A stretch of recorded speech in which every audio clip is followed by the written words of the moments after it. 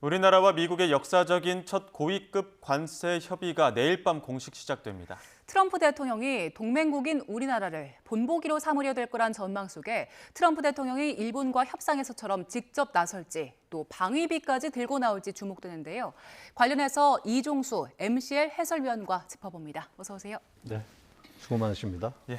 우리 정부는 이제 협의라고 호칭을 하고 있는데 한미 고위급 관세 협의 내일 저녁에 시작되죠? 그렇습니다. 우리 시각으로 내일 밤 9시에 미국 네. 워싱턴 DC에서 한미 첫 고위급 관세 협의가 공식적으로 시작이 됩니다.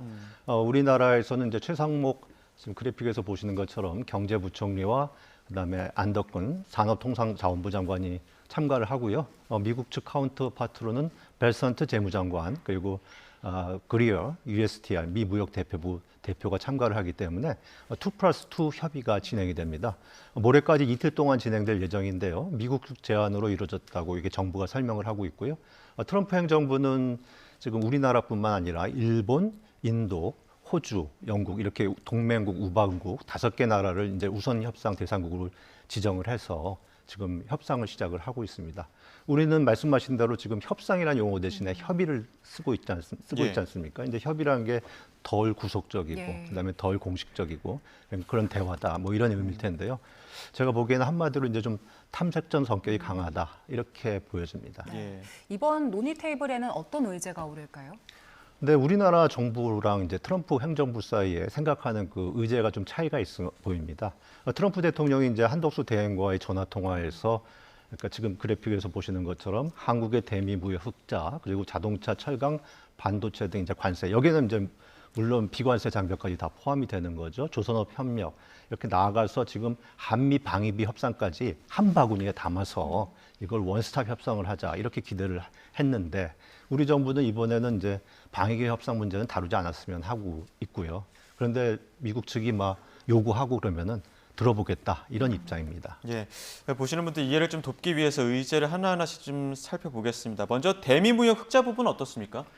예, 저 그래픽을 한번 띄워보시면은요. 지금 이제 우리나라 대미 무역 흑자의 경우에는 미국의 입장에서 봤을 때는 이제 우리나라가 세계에서 8번째로 많은 이제 대미 적자국입니다. 저기 보시는 것처럼 이제 우리나라가 지난해 기준으로 한 660억 달러 무역 흑자를 이뤘거든요. 그리고 1분기에도 한 134억 달러 흑자를 이뤘어요. 그러니까 트럼프 행정부에서 봤을 때는 이런 무역 불균형을 바로잡자 이런 거고요. 이를 위해서 이미 철강, 자동차 그리고 뭐 알루미늄 이렇게 25%씩 이제 관세를 부과를 했죠.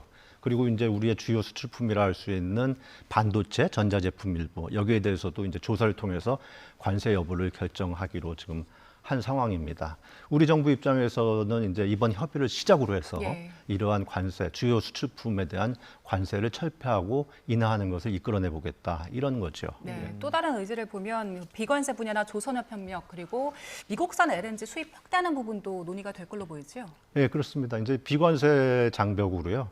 우리가 이제 군수품 구입하는 데 있어서 정부 조달 방식 이걸 문제 삼아서 의제에 포함됐다 이렇게 전해지고 있어요.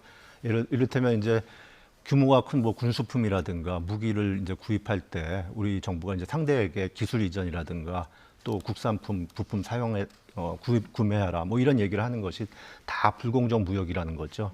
그리고 이제 트럼프 대통령이 며칠 전에 이제 비관세 부정행위 이렇게 열거를 했거든요. 지금 그래픽에서 보시는 건데 이게 다 이제 대부분이 다 중국이나 유럽연합을 겨냥한 거긴 한데 우리가 이제 원달러 환율 방어를 위해서 외환 보유액을 써갖고서 이제 하고 있는데 이런 것들도 좀 환율 조작으로 문제 삼을 수 있다. 이게 첫 번째 얘기한 그런 이제 관측이 있는 거고요.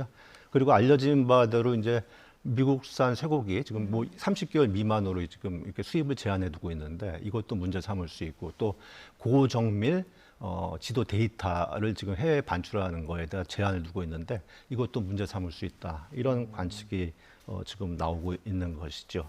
그리고 또 한편으로 이제 지금 조선업 협력 같은 경우는요. 트럼프 대통령이 우리한테 직접 요구하고 희망하는 겁니다. 그러니까 미군 해군 함정을 좀 강화시켜야 하고 또 조선업도 부활시키기 위해서는 우리의 이제 앞선 조선업 기술이 필요하니까 이걸 적극 활용해 보자 이런 거고요. 그리고 이제 미국산 LNG 이걸 수입을 좀 확대해 달라고 그러는 거는 이제 무역 수지를 줄여보겠다는 거거든요. 지난해 한 56억 3천만 달러 우리가 수입을 했는데 이걸 더 사들여 달라는 겁니다. 근데 우리 입장에서 보면 이런 미국이 요구하는 사항, 그러니까 뭐 LNG 수입 확대라든가 조선업 협력, 이것은 이제 관세 철폐를 위해서 우리가 카드로 활용할 수 있는 거죠. 정부가 이걸 이제 카드로 쓰겠다는 겁니다. 예, 근데 또 미국 알래스카 LNG 프로젝트 참여도 요구하고 있는 상황 아닙니까? 아, 그렇습니다. 이게 트럼프 대통령의 수건 사업이라고 합니다. 그래서 올 초였죠. 미국 의회 연설에서도 이제 그 파트너로 우리나라랑 일본을 거론을 했었거든요. 예. 근데 이게 지금 그래픽에서 보시는 것처럼 이제 동토의 그 북쪽 끝이죠. 거기서부터 이제 이렇게 남부 한국까지 이게 한 1,300km 되는데 여기 이제 가스관을 설치한다는 거예요. 그래서 이제 플랜트 설비를 갖추겠다는 건데 이게 이제 굉장히 춥지 않습니까? 혹한이잖아요, 알래스카가. 그리고 한 규모가 이 사업비가 한 60조 원 정도로 지금 추정이 되고 있으니까 이게 큰 돈입니다. 그래서 세계적인 에너지 기업, 뭐 엑선모빌, 그다음에 BP 이런 데가 일찌감치 손을 뗐었거든요. 그러니까 우리 입장에서 봤을 때는 트럼프 대통령이 요구를 하고 있지만 이거 선뜻 투자하기가 좀 꺼려지는 어려운 부분이 있으니까 이걸 뭐 좀 장기적이고 치밀하게도 검토해 볼 필요가 있는 거죠. 네, 일단은 2+2 협의인데 트럼프 대통령이 일본과 협상에서처럼 직접 등판을 할지 그리고 방위비 협상까지 좀 요구를 할지 이 부분도 관심이잖아요. 그렇죠. 그러니까 트럼프 대통령이 사실 일본 이제 협상 대표단을 맡는 거는 격에 맞지 않고 좀 이례적인 거거든요. 아카자와 이제 경제 재생상을 만나갖고 협상을 직접 챙겼는데 이건 이제 뭐 트럼프 대통령의 이제 쇼맨십이 발휘된 면이 하나 있을 거고요. 다른 한편으로는 지금 트럼프 대통령이 그만큼 지금 성과에 목말라 하고 있다 이렇게 볼 수가 있습니다. 트럼프 대통령이 이제 관세 전쟁을 벌이긴 했지만 중국이 지금 눈에는 눈, 이에는 이식으로 막 지금 강경 대응을 하고 있잖아요. 그리고 또 국채, 미국에서 가장 안전자산이라 할 수 있는 국채가 대량으로 매도가 되면서 금융시장이 불안하기도 하고 그러면서 미국 내에서 또 좀 반발이 확산되고 있거든요. 트럼프 대통령 입장에서 보면 지금 삼중고를 겪고 있는 거거든요. 그러니까 우리나라, 일본 이런 그 동맹국과의 협상에서 성과를 내서 좀 여론이 반전되기를 기대해 볼 수 있는 거고 그런 면에서는 좀 초조감이 또 엿보일 수 있기도 합니다. 그러니까 이런 트럼프 대통령이 우리 정부를 무시하고 이번에 직접 나서서 방위비 증액을 요구하고 나설 수도 있는 것이죠. 예. 그런 면에서 보면은 이제 이에 대해서 우리 정부도 지금 이런 이번 협의에서 트럼프 대통령 변수를 대비하고 있습니다. 한덕수 권한대행 관련 발언 한번 들어보시죠. 정부는 국익 최우선의 원칙 하에 미국과 차분하고 진지하게 협의하여 양국이 상호 윈윈할 수 있는 방안을 찾는 데 총력을 기울이겠습니다. 예, 그런데 또 이 트럼프 관세 전쟁의 엄청난 그런 타격이 우리나라 경제에 현실로 나타나고 있는 부분도 있지 않습니까? 그렇죠. 이제 어제 오후였는데 IMF 국제통화기금이 이제 석 달 전에는 우리나라 올해 성장률 전망치를 2%로 잡았는데 이걸 반토막 내서 1%로 하향 조정을 했습니다. 그러니까 비상계엄 영향에다가 이 관세 전쟁 타격 이것이 더해졌기 때문인데요. 또 이달 들어서 지금 우리의 이제 수출 주요 품목들 이게 10개 있는데 이 가운데서 한 뭐 반도체를 제외하고 9개 품목이 또 부진해요. 그리고 지금 그래픽을 봐서 아시겠지만 이제 관세 폭탄을 맞은 철강 자동차 이거 대미 수출 크게 줄었고요. 올해 대미 수출이 한 14.3%나 빠졌다고 합니다. 그래서 이창용 한은 총재가 올해 1분기 이제 역성장, 마이너스 성장할 수도 있다. 이렇게 경고까지 하고 나섰죠. 네, 우리도 이번 협의 통해서 돌파구 만들어야 될 텐데 어떻게 임해야 될까요? 뭐 일단 뭐 안덕근 이제 장관도 조금 전에 출국에 앞서서 이제 뭐 그 공항에서 기자들 만나서 얘기도 했지만 우리 주요 수출품인 자동차, 반도체 이걸 이번 협의의 핵심 의제로 삼아서 정말 이걸 좀 철폐하거나 인하하는데 지금 총력전을 기울이겠다. 이게 이제 정부 전략이고요. 앞서 말씀드린 대로 이를 위해서 미국 LNG 수입 확대 그리고 조선업 협력 이걸 이제 카드로 쓰겠다는 건데요.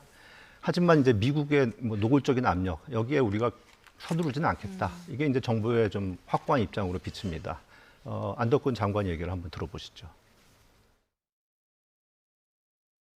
만약에 얘기를 하게 되면 저희가 최대한 지금 미국 측의 입장이 어떤지 저희가 듣고 관계 당국에 이제 전달을 하고 그러면 이제 그 소관 부처가 또 뭐 거기에 대해서 협의를 하거나 앞으로 대응을 해 나갈 거라고 저희는 생각하고 있습니다. 예, 그리고 이제 방위비 인상, 그다음에 이제 알래스카 LNG 프로젝트 참여 이런 것들은 이제 장기적 국익이 걸린 문제니까요. 이게 뭐 조기에 해결될 수는 없으니까 조기 대선 이후 차기 정부에서 집중적으로 다뤄져서 이제 결정될 것으로 보이고요. 그다음에 또 하나 이제 우리가 이제 끼어서 고생할 수 있는 부분, 대중국 압박. 이 부분에 대해서는 이제 이게 이제 중국의 반발을 초래할 수 있으니까 이게 의제가 되는 것을 좀 피해야 되고요. 또 좀 전략적 모호함 뭐 이런 것을 유지해 가면서 이제 좀 헤쳐나가야 된다. 이런 방안이 필요하다. 이런 얘기가 있습니다. 예, 알겠습니다. 여기까지 듣도록 하겠습니다. 지금까지 이종수 MCL 해설위원과 함께했습니다. 고맙습니다. 고맙습니다. 예.